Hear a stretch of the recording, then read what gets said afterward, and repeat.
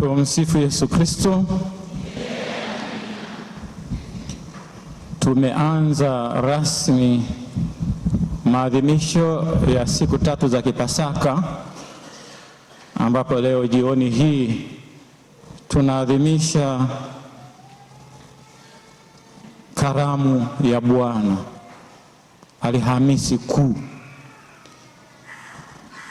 Kama tulivyosikia katika utangulizi, tunapoiadhimisha siku hii na jioni hii tunayakumbuka mambo makuu matatu yaliyotajwa: kuanzishwa kwa Ekaristi Takatifu, kuanzishwa kwa daraja takatifu, lakini vile vile amri ya mapendo. Ekaristi Takatifu ndio kilele cha uhai wa kanisa. Ekaristi Takatifu ndio utambulisho wa kanisa wenyewe. Watu wa Mungu hawa wanaokula na kushiba katika Ekaristi Takatifu, ambao inawafanya wawe wamoja, wawe kitu kimoja, wawe roho moja na moyo moja, na hawa wakimwabudu Mungu wao. Tunakumbuka kuanzishwa kwa Ekaristi Takatifu, zawadi muhimu, chakula cha roho kinachotupa shibe ya kiroho na kinachotufanya tusije tukaugua kiroho. Lakini pamoja na hilo, kuanzishwa kwa daraja takatifu, tunatambua katika maisha yetu sisi sote wa Kristo ni mapadre. Kila mmoja wetu kwa ubatizo na kipaimara yake ni kuhani kwa kushiriki ukuhani wa Kristo. Lakini Kristo alianzisha daraja takatifu. Hii ni ukuhani wa huduma. Hawa makuhani wahudumie Ekaristi Takatifu. Na ndio maana kuhani, padre, ni Yesu mwingine. Kwa kuadhimisha misa takatifu, anamleta Yesu Kristo katika jamii ya Kikristo, katika familia, katika ulimwengu huu. Ndio maana tunarudia maneno yale yale, tukijua kwamba misa takatifu ya kwanza iliadhimishwa na Yesu Kristo mwenyewe katika karamu ya mwisho: twaeni, huu ni mwili wangu; twaeni, hii ni damu yangu. Yeye alikuwa wa kwanza kuadhimisha hii, na kwa sababu huu ni mwendelezo wa adhimisho lile alilolifanya siku ya karamu ya mwisho pamoja na wanafunzi wake. Tunapoona yote haya mawili, daraja takatifu upande mmoja na Ekaristi Takatifu, padri ndiye anayehudumia Ekaristi Takatifu na ni mlinzi wa Ekaristi Takatifu. Ndio maana tukiona parokia lakini haina tabernakulo, kwa mfano, hiyo ni parokia ya ajabu. So parokia kama familia ina tabernakulo ambapo Yesu anatunzwa, na watu hawa wa parokia hii wanashiriki chakula kinachoandaliwa na Kristo. Wanaposhiriki wanakuwa familia moja, wanakuwa jamii moja, wanakuwa jumuiya ya kiekaristi, na hawa wanampokea Yesu. Tunayakumbuka haya mawili haya: kuanzishwa kwa Ekaristi Takatifu, kuanzishwa kwa ukuhani wa huduma, upadre wa huduma ambao ni Yesu mwingine. Tunasema kwamba tunakumbuka. Kumbukumbu hii si ya kawaida tu, ni maisha. Ni maisha tunayoyaishi sisi. Tunaposhiriki Ekaristi Takatifu, ndio naona nasema kwamba misa hii si ya padre. Naenda kushiriki misa takatifu, ni misa ya kanisa, anaadhimisha Kristo mwenyewe kupitia huyu padre. Na ndio maana padre huyu angaliwi yupoje, ila amepata daraja hili, amepata daraja hili. Na ndio maana sisi mapadre wengine ambao ni upadre wa kawaida, tunaohudumiwa na upadre wa huduma, sasa tuwaombee makuhani wetu, tuwape nafasi waishi wito wao, tusiwazongezonge mpaka wakose hewa. Tuwape nafasi, tuwasaidie, tuwaombee, tuwalinde dhidi ya maovu mbalimbali, dhidi ya mashambulio mbalimbali. Tusiwasaliti, tusiwe ni wa kwanza wa kuongea juu yao tukishirikiana na watu wengine. Kwa sababu watu wengine wanatushangaa, wanasema wao, jamaa vipi sheke anavyoongea makuhani wao, wanatuzomea.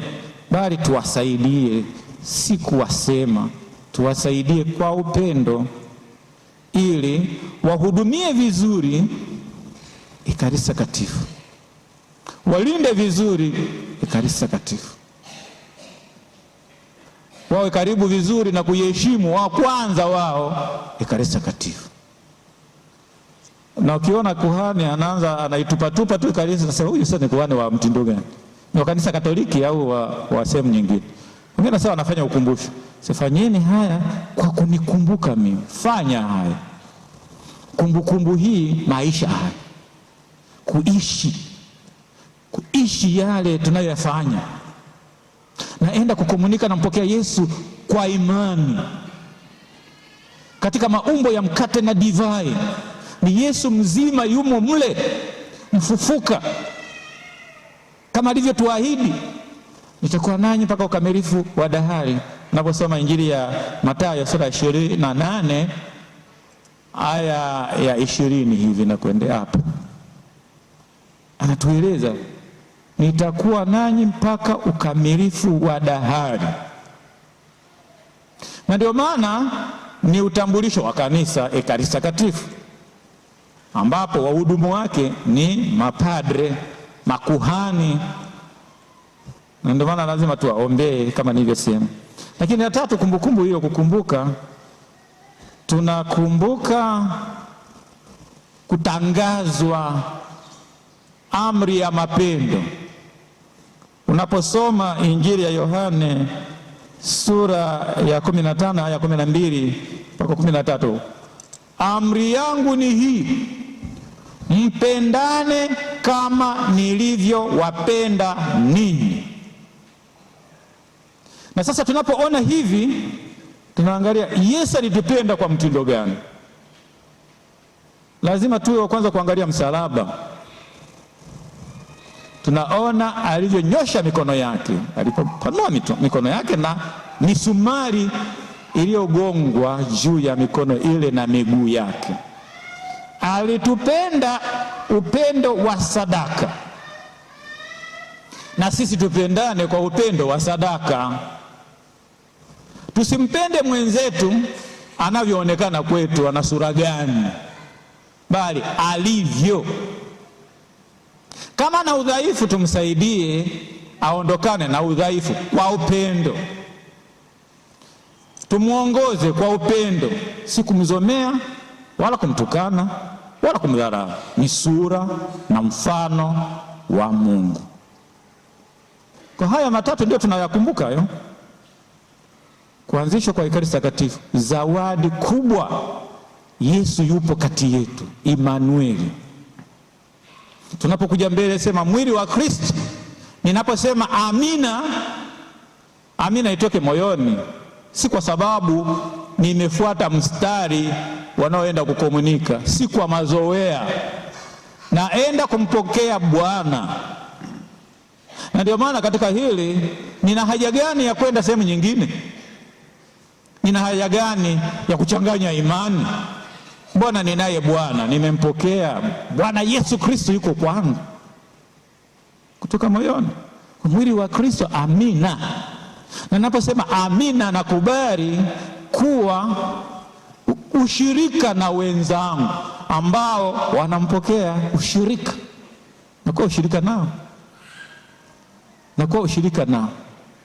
Na ndio maana huyu kuhani ambaye ni wa huduma anachukua ofisi za Yesu zote tatu, anafundisha, kuwaelekeza watu, na katika kufundisha huko anakuwa wa kwanza kuwa mbele kwa maisha yake, hasa kiishi maisha ya kiroho ya Yesu, kumfahamu vizuri Yesu alivyoishi, kwa sababu anamwakilisha yeye ni Yesu mwingine, anaibeba yale maisha yake, watu wamuone pale kwa kuhani huyu. Anafundisha, anaelekeza. Imani yetu Katoliki ni hii. Hiyo unayofanya unachanganya imani, mbona unaishi imani nyingine? Na katika ulimwengu wa leo tunaishi katika jamii yenye mchanganyiko mwingi, yenye imani nyingi, na usipofuatilia vizuri imani yako kama Mkatoliki unachanganyikiwa, unafikiri wote sawa tu. Yaani wewe unasema tunamwabudu Mungu mmoja, utaenda huko Mungu mmoja tu, si yule yule. Kumbe unapotea, na katika kupotea huko hutaeleweka wewe ni Mkatoliki au nini. Na utakapokuwa unakufa wataanza kung'ang'ania mwili wako. Na ndio maana Mkatoliki halisi akikosa misa takatifu anaumia rohoni. Lakini yeye anayetafuta sababu za kutokwenda kanisani, Mkatoliki inaonekana amekuwa Mkatoliki wa mwendo kasi. Anakoelekea hana mwelekeo. Lakini yule Mkatoliki halisi, kushiriki misa takatifu, anaweza akasema nilikuwa kazini Jumatatu, Jumanne mpaka Jumamosi, lakini Jumapili lazima, na atawahi, na atakuwa pale. Huyu ndio Mkatoliki halisi. Leo sasa katika jamii hii tunachanganyikiwa sana, kwa sababu wakati mwingine imani zinatangazwa kama biashara, na kila mtu anatangaza kumjua vizuri sana Yesu Kristo, na anatumia hilo la kumjua Yesu Kristo kujinufaisha yeye mwenyewe, na kuchukua mwanadamu huyu mwenye mahitaji ya kimwili, kisaikolojia na kiroho, kuchukua saikolojia ya mwanadamu huyu na kuimeza, na mwanadamu huyu anaenda kama kondoo anayeenda kuchinjwa, na anatapeliwa kirahisi. Ni tatizo hilo. Na ndio maana muumini Mkatoliki lazima afuatilie vizuri imani yake. Muumini Mkatoliki hawezi kusaliti imani yake. Na ndio maana muumini Mkatoliki hawezi kukaa tu akapewa hela kwa sababu eti hana pesa kwa ajili ya kusaliti imani yake, ila seme vibaya kuhusu imani yake, atumike vibaya kinyume na imani yake. Kwa sababu kama ni Mkatoliki huyu, lazima atambue kabisa kwamba kokote kula alipo anamtangaza Yesu mfufuka, anaye anampokea, au kwenye siasa au kwenye chochote kule, anamtangaza Yesu. Hata pewe shilingi milioni ngapi kwamba kadhihaki, hayupo tayari. Sasa ushuhuda nini? Bila ushuhuda maisha gani? Na ndio maana kuhani anasimamia hilo, imani hiyo Katoliki. Penye shida anakemea na anaonyesha njia, ni muhimu. Lakini kuhani huyu anatakatifuza katika sakramenti hizi, anabatiza katika maondoleo ya dhambi, katika kitubio, akitambua na yeye yuko katika safari hii, anakuwa wa kwanza kuungama kwanza kabla hajaenda kuungamisha. Anaenda kuwa wa kwanza kuungama kabla hajaenda kuungamisha. na najua nakalia kiti cha rehema, kiti cha huruma ya Mungu, na kwa hiyo mimi si hakimu wa kwenda kupiga watu, ila ni kuwavuta watu hawa ambao wamejeruhiwa, anawapoza na kuwapa faraja na kuwapa matumaini. Kwa hiyo anatakatifuza. Lakini kuhani vile vile huyu anaongoza, ndio maana anakuwa mbele. Yeye ni wa kwanza. Kama anakanyaga msumari na mchoma, anawaambia wala anawaongoza, hapo sikanyage, kuna msumari, angalia damu hiyo nimechomwa hapo. Lakini si anayetanguliza, nendeni kwanza. Bana, yuko mbele, yeye yuko mbele. Na ndio maana katika hili hakuna visingizio. Iwe muumini, iwe kuhani, ishi imani Katoliki kama Yesu Kristo mwenyewe alivyotufundisha katika karamu ya mwisho, tukijua kwamba alipokuwa katika karamu ya mwisho kulikuwa na Yuda mle ndani. Kwa hiyo tusije tukajisahau kwamba Yuda bado kivuli chake kinatunyemelea, iwe katika familia, iwe katika kanisa, anatunyemelea Yuda. Anaongea maneno mazuri sana Yuda. Alipokuwa Betania anasema, mafuta haya mazuri haya hivi yenye bei hii yauze kwa ajili ya kuwapa maskini, lakini kama anataka chukue kitu hapo. Yuda huyu, kwa kivuli hicho kipo. Na ndio maana katika masomo yetu haya matatu ya leo, somo la kwanza, la pili na injili ya leo vinatuonyesha njia. Wale Waisraeli katika ukombozi kutoka utumwa wa Misri kupelekwa kwenye nchi ya ahadi, ni sasa na sisi wote tunaosafiri tuko katika hija. Tunatoka utumwa wa dhambi kuenda kwenye nchi ya ahadi, Yerusalemu nyingine, tunaenda mbinguni.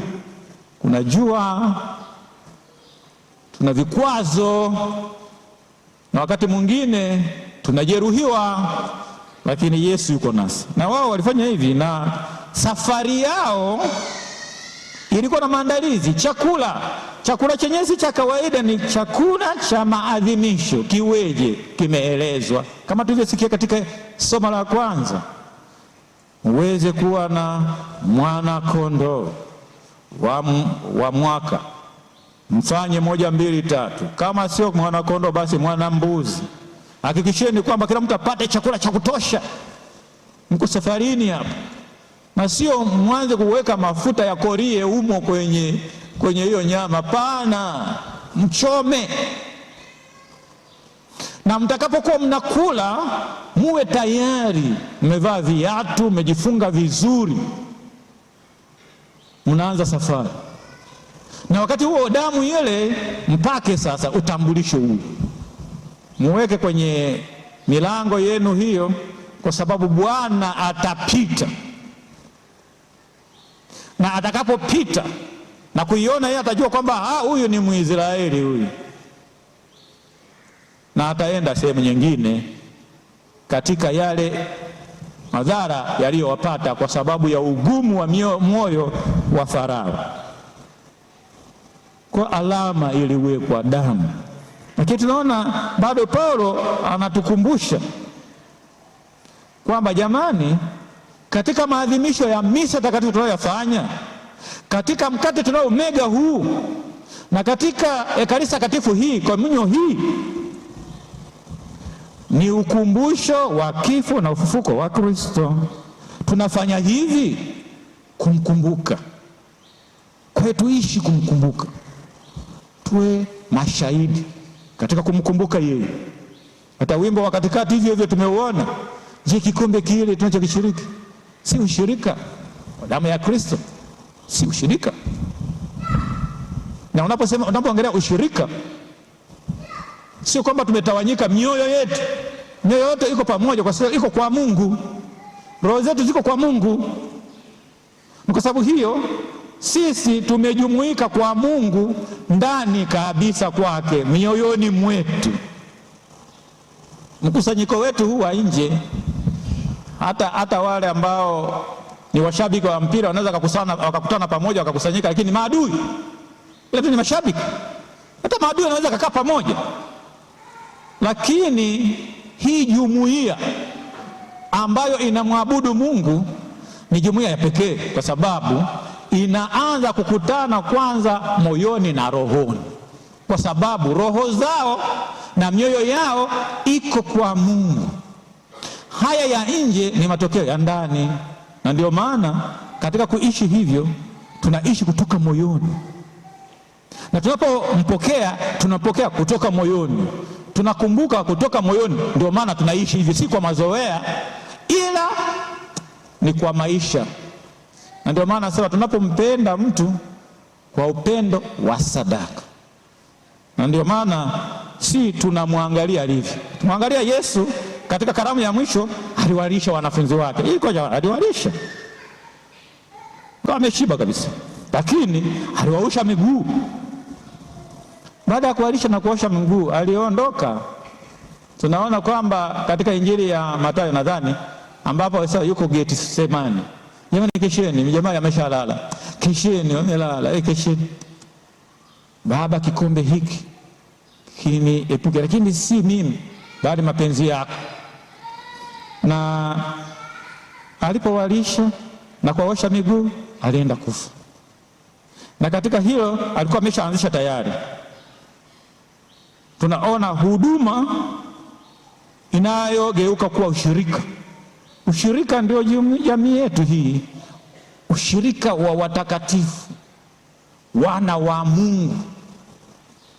Ndio maana katika ile imani, kanuni ya imani ya mitume, tunasadiki kwa kanisa Katoliki ushirika wa watakatifu, ushirika.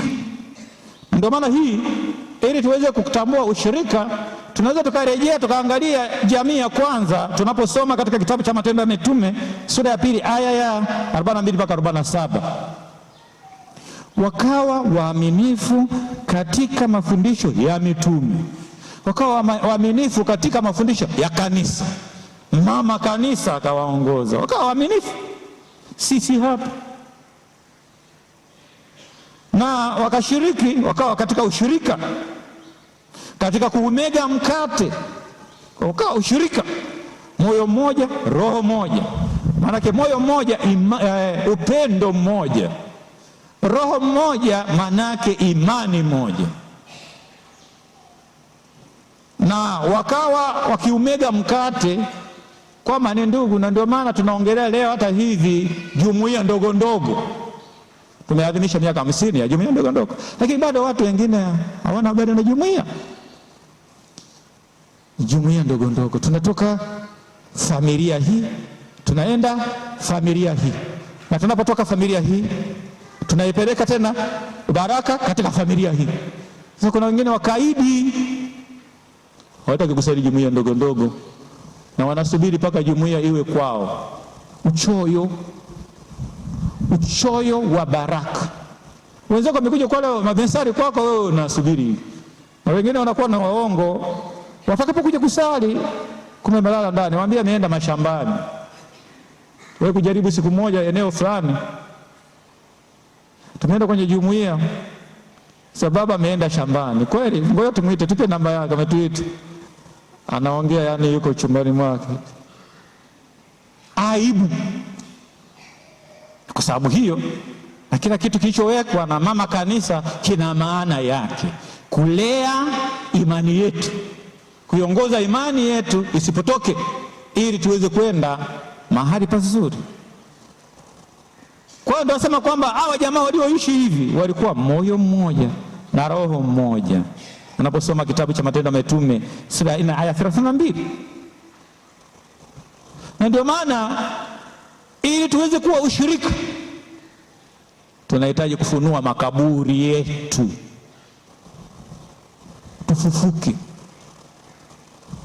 Makaburi yenyewe, makaburi ya ubinafsi. Mimi ni mimi, nataka kusikia yale ambayo wananiambia, yale ambayo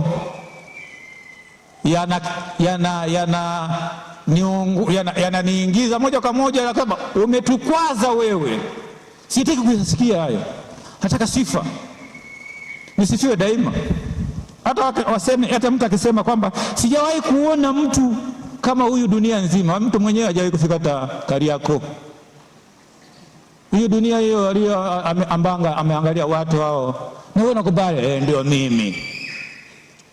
Ndio maana katika hili ubinafsi unaondoka, choyo toka, kutotosheka ni kaburi hilo. Wengine tumezikwa kwenye ubinafsi, wengine tumezikwa kwenye choyo, wengine tumezikwa kutosheka. Kila kitu unachoona mwenzako anacho unaona, unaweka husuda. Hastahili huyo, anaji XR huyo. XR huyo anapata wapi? Ya kwangu hiyo. Hastahili huyu. Hilo ni kaburi. Kutokujipokea wenyewe. Sisi binadamu, unataka kuwe malaika. Unataka wote mabawa waanze kuruka huko. Malaika mna ni binadamu. Na ndio maana kujikubali kwamba mimi ni binadamu, neema ya Mungu inafanya kazi kwa ufanisi kuliko kusema mimi ni malaika. Ni kiburi hicho. Unachukua nafasi ya Mungu kwamba mimi nimetosheka, nataka kujitegemea. Sisi ni viumbe tegemezi. Kwa kufufuka kwenye makaburi haya ndipo tunaweza tukaungana na wenzetu tukafanya ushirika. Na kwenye ushirika kukawa na huduma, tukahudumiana kama Yesu alivyotuonyesha mfano. Manake Yesu mwenyewe katika Alhamisi Kuu tunasema kwamba hiyo Alhamisi Kuu alianzisha jamii ya kiekaristi, na sisi kama Wakristo wa Katoliki ni wa kiekaristi, ni jamii ya kiekaristi. Na ndio maana tunatembea kisinodi, ushiriki na umisionari. Na ni Yesu mwenyewe anatuita kwenye makaburi yetu haya. Ukisoma Injili ya Yohane sura ya 11:44, anamwambia Lazaro, toka huko njoo. Amefungwa misanda ile, mfungueni awe huru. Ndipo tutaweza kushirikiana vizuri, tukaweza kuishi vizuri. Kama nilivyosema kabisa kwamba amri ya mapendo, Injili ya Yohane sura ya 15 aya ya 12-13, pendaneni kama nilivyowapenda. Pendo wa sadaka, kuombeana mema, kutakiana mema, si kwa sababu sura zetu zinaonyesha tunapendana. Hapana, ila mioyo yetu inaonyesha tunapendana. Kwa sababu mwanadamu ni kiumbe pekee ambaye anaweza kawa anachoongea na anachokiwaza ni tofauti. Wewe ndio pekee naye kupenda. Akiwa mwandani anasema najua una hela, wewe utanipa. Wewe ni pekee tu ambaye nakutegemea katika maisha yangu. Hakuna mwingine tena, kwa sababu unapata hela. Ndio maana tunazalisha michawa mingi katika dunia hii, kwa sababu ya umasikini wetu. Kwa sababu saa hizi uchawa umekuwa ni ajira. Ndio maana mtu anasahau kabisa hata imani yake, anakuwa muumini wa uchawa. Sifia watu tu, anayetakiwa kusifiwa ni Mungu peke yake. Anastahili sifa na utukufu. Unaanza kutukuza watu duniani hapa kwa ajili ya uchawa. Ni kutokana na hilo. Lakini upendo nao sasa, upendo wa sadaka. Umpenda mwenzako alivyo, si anavyoonekana kwako. Si kwa sababu amekusaidia kitu, ila nampenda kwa sababu ni sura na mfano wa Mungu. Na kwa sababu hiyo ninapompenda huyu, nampenda Mungu mwenyewe. Ninachomtendea huyu, namtendea Mungu mwenyewe. Ndio hivyo inatakiwa tuweze kuwa, na ndio hiyo ambayo nasema kama tukifufuka huko tutaweza hivi. Tuweze kuwahudumia wenzetu wao nyenyekevu, lakini kushirikishana kisadaka, kupenda kwa kujitoa bila kujibakiza, kuwa wamoja katika maumivu, katika shida mbalimbali. Na ndio maana tunaangalia hata mila zetu za Kiafrika, tujitahidi sana kuishi hivi. tunaanza kupoteza taratibu tunu hizo muhimu ambazo Waafrika tulipenda uhai. Leo watu wanaanza kukimbia uhai. Ndio maana kumaliza mtu anaona kawaida. Watu hawapendi watoto, hawapendi tena watoto. Sawa, ni usumbufu. Na lazima tujiulize ile. Ndio maana wakati mwingine hata malezi yanakuwa shida. Na inapokuwa shida hiyo, tunataka waende boarding, kwa sababu wanakuwa headache. Na tukipowapeleka kule, watoto wetu hatujali afya zao.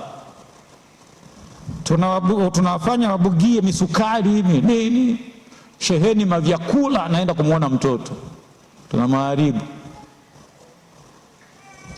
Tunataka watoto wetu wasifue hata nguo, na tunadekeza watoto kiasi kwamba si malezi tuliyopata kama Waafrika. Tunaenda wapi? Maana unaona litoto kiligusa kidogo tu limelia tayari. Maana ndio jua kali. Nataka mjukue kwa gari. Tena tunawafundisha taruga wanavyoongea, wanaweka nani, anataka kama ongea kile peleke nyumbani. Nataka nimuone mama. Tukamuone mama. Kudikiza watoto sio. Tunaharibu kizazi kijacho. Watoto wafahamu kazi. Watoto wafahamu cha kufanya. Haya tunayasahau. Alafu malezi yale shirikishi hayapo tena. Gusa mtoto wa watu uone. Kama utapelekwa gerezani na shangaa unaoza huko. Unaweza kukaa mwaka mzima huko gerezani humo na utoki. Ni tatizo. Tunapeleka wapi jamii yetu hiyo? Hata elimu hiyo inayotolewa watu sasa tunasema kama elimu tujifahamu vizuri, tufahamu Mungu. Kitatusaidia zaidi na tutaendelea vile kimwili na kiroho. Matokeo yake sasa wewe mtu amesoma, ana madigiri yake, pengine ni profesa lakini ni chawa. Anatusaidia nini huyu? Safari asingeenda hata shuleni, amemaliza tu ada bure. Ndio amekuwa chawa, profesa afu chawa. Hatuwezi kutoboa, hatuwezi kaenda mbele katika safari yetu kama binadamu, kwa sababu sisi ni mwili na roho. Kuhakikisha kwamba roho zetu zinakuwa na afya njema, kuhakikisha kwamba mwili wetu na afya njema, na tunaendelea kijamii na tunastaarabika, na sio binafsi, kwa sababu tunastaarabika vile kwenda mbele. Sasa saa hizi ukiangalia unaweza kushangaa. Sema kitu uone, utasongwa wewe na utashambuliwa wewe. Kisa tumesema ukweli. Na ni tatizo kubwa. Kama unataka kuwa vizuri, lazima utambue makosa yako. Lakini kama wewe unazuia usifahamu makosa yako, hata utakatifu wenyewe utaupataje? Ndio kuna mambo ambayo yamefichika kwetu ambayo mimi sioni. Nasema kwamba eneo la ujinga. Naweza kufanya kitu nafikiri nafanya vizuri, lakini naumiza watu. Lakini watu wanaponiambia unafanya hivi, nikae nitafsiri, nitafakari, niweze kujikosoa. Lakini sasa unalalamika, wananionea, kwa nini wanafanya 1 2 3, kwa nini hiki, kwa nini hiki? Tatizo. Na siku hizi makofi mengi sana. Kidogo ni wapumbavu, makofi papa. Jamani, sisi ni wapumbavu. Mtu anatutukana anasema wapumbavu, tunampigia makofi. Kwa nini? Mwisho wakati sema unayosema si mazuri, yanatudidimiza na kutufedhesha. Lakini tumwombe Mungu, sisi ni Wakristo, tutakatifuze malimwengu kwa kuishi maisha yetu vizuri, kwa kuishi imani yetu vizuri. Tusijichanganye na tusidanganyike na mambo haya yanayopita haya. Maana yanapita tu, yanaondoka. Tuweze kuishi inavyotakiwa kama watoto wa Mungu. Kwa sababu hiyo ndio maana tunasema kama jamani, tunaenda kuabudu Ekaristi Takatifu. Maana leo hii kutokana na ukisasa, ukienda wanapoangalia Simba na Yanga wanacheza, alafu kaenda wanapoabudu ekaristi washangai Simba na Yanga wanavyocheza kimya. Sasa kuna nini hapa? Piga kelele, wewe kelele. Lakini kwenye kanisa wengine wanaandika, wanachat, na wako wawili tu pengine wamemtelekeza Yesu. Sio hivyo. Tuweze kuabudu ekaristi takatifu, ndio nguzo yetu hiyo, na ndio utambulisho wetu, imani yetu. Tuweze kuthamini vitakatifu vyetu, tusidanganyike na dunia hii. Na ukiangalia hivyo, inatengeneza mila ya kifo.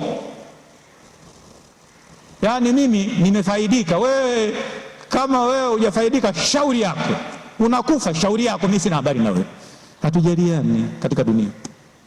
Sasa kama waumini sisi, mnaweza kusema sisi ni waumini wa parokia ya Mtakatifu Maria de Matias Mivumoni, tuko katika jimbo la Bagamoyo.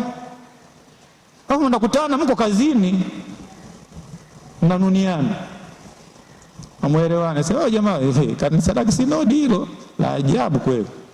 Wanatushanga na wala tufahamiani tena.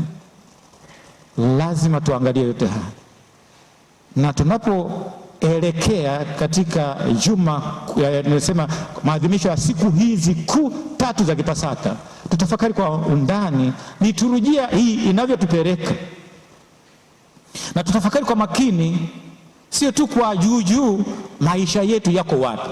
Kweli mimi niko karibu na ekaristi takatifu? Kweli mimi nawaonaje makuhani? Kweli mimi naonaje upendo ambao Yesu Kristo ameutangaza? Alafu niende na safari yangu, tumwombe Kristo ambaye yuko nasi katika karamu ya mwisho, atuongoze, atusaidie, atutie nguvu. Najua kama tutashambuliwa, tutazomewa wakati mwingine, kwa sababu tunaishi imani yetu inavyotakiwa. Lakini hayo zomea dharau hizo ziko nje ya utambulisho wetu. Sisi ni wana wa Mungu. Hatuhitaji sifa, hatuhitaji ya hata mtazomee shauri yake, lakini sifa na utukufu wa Mungu ndio hizo tuzishikilie, zitupe. Tumsifu Yesu Kristo.